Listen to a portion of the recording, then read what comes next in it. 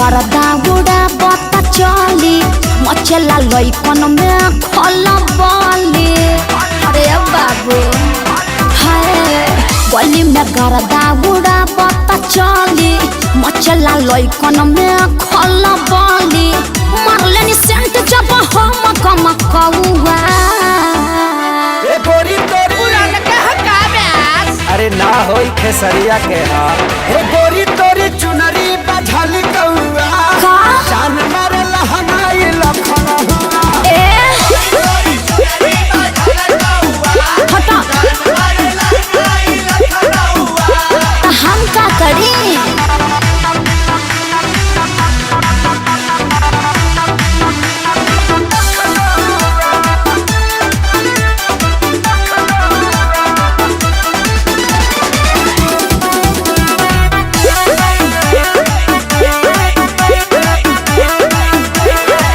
कातिल जवानी फरहबी अदाबा एही पाया बाबू दुनिया फिदा बा।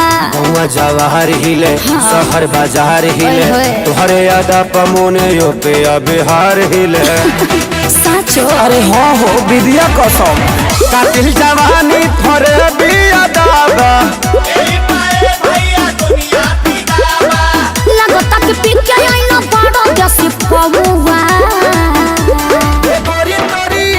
अरे मुंह महक रहा है हटिया। अरे रजनीगंधा तुलसी खाए है न रे ए गोरी तोरी चुनरी बझल कौआ तो जान मार लहनाई लखन हुआ चल हटा।